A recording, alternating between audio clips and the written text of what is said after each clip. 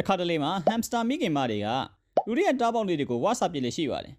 ဒါကချစ်လို့ပါဇက်တဲ့ထိန်အောင်ထားတာမဟုတ်ပါဘူးတကယ်ကိုဝါစာပစ်ကြတာပါဒီလိုလုပ်တာကဟမ်စတာတွေပဲလားဆိုတာမဟုတ်ပါဘူးအခြားတော်တွေဖြစ်တဲ့ဝက်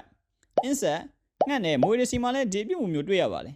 နောက်ပြီးတချို့မြောင်မျိုးနွယ်တွေနဲ့ငါးတွေဆိုရင်လည်းလူတွေရဲ့တာသမီကိုပြန်စားတတ်တဲ့လေးရှိပါတယ်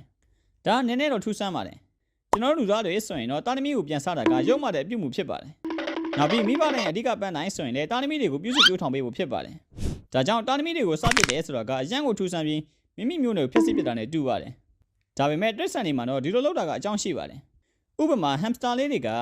လူတွေရဲ့တားပေါက်ရည်တက်ကိုထိန်းချုပ်ဖို့အတွက်ဒီနီလန်ကိုတွန်းပြကြပါတယ်သူတို့မှာတားပေါက်၈ကောင်ဒါမှမဟုတ်၉ကောင်လောက်မွေးတဲ့မတွေဆိုရင်၂ကောင်လောက်ကိုပြန်စားပစ်လေရှိပါတယ်ဒါကိုတိတ်မဲ့ပညာရှင်တွေကနောက်ထပ်၂ကောင်လောက်ထပ်ထည့်ပေးကြည့်လိုက်တဲ့အခါမှာတော့သူတို့က၄ကောင်လောက်ထိပြန်စားခဲ့ကြပါတယ်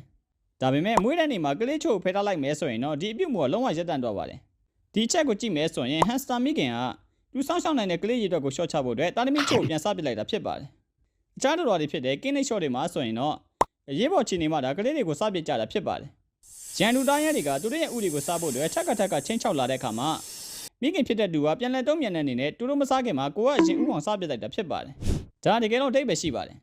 မိမိဥတွေကိုရန်သူပိုက်ထက်ရောက်သွားစေမဲ့အစားကိုယ်တိုင်စားပစ်လိုက်တာကမိခင်တွေအတွက်နောက်တစ်ချိန်မျိုးပွားဖို့ထောက်ကူရသွားစေပါတယ်တခါတလေကြောက်လဲကလေးတွေကမျိုးပွားဖို့အတွက်လမ်းမှာသားစီးဖြစ်နေလို့ဖယ်ရှားပစ်လိုက်ရတာမျိုးလည်းရှိပါတယ်တဲငယ်ကူဖိုးတွေဆိုရင်အချိန်တိုလေးတွင်မှာအမားများရဲ့ဥတွေကိုအတိုက်တစ်ခုတည်းမှာတခြားလေးကြည့်ရှုဆောင်ရှောက်ပေးရပါတယ်နောက်ထပ်ချက်ပြီးမိတ်လိုက်နိုင်ဖို့ဆိုရင်ဥတွေအလုံးအကောင်ပေါက်တာကိုစောင့်ရပါတယ်ဒါကြောင့်အကောင်မောင်းနေတဲ့ဥတွေကိုဆိုရင်သူတို့ကစားပစ်လိုက်ကြပါတယ်ဒါမှဒါနောက်ထပ်ကလေးချက်မွေးဖို့အတွက်အချိန်ရသွားစေမှလည်းဖြစ်ပါတယ်ညီကုန်းကျုံအနေနဲ့ပြောရမယ်ဆိုရင်တော့တိရစ္ဆာန်တွေက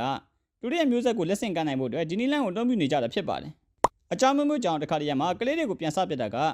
သူတို့တွေအဆင်ပြေဆုံးနီလန်လည်းဖြစ်နေတတ်ပါတယ်ဒါကြောင့်တိရစ္ဆာန်တကောင်ကကိုယ်ကလေးကိုပြန်စားနေတယ်ဆိုရင်သူတို့မှာအခက်အခဲရှိနေလို့တာလည်းဖြစ်ပါတယ်အဆုံးထိကြည့်ရှုပေးရတဲ့အားလုံးကျေးဇူးများတင်ပါတယ်နောက်ထပ်ဗီဒီယိုမှာပြန်တွေ့ပါမယ်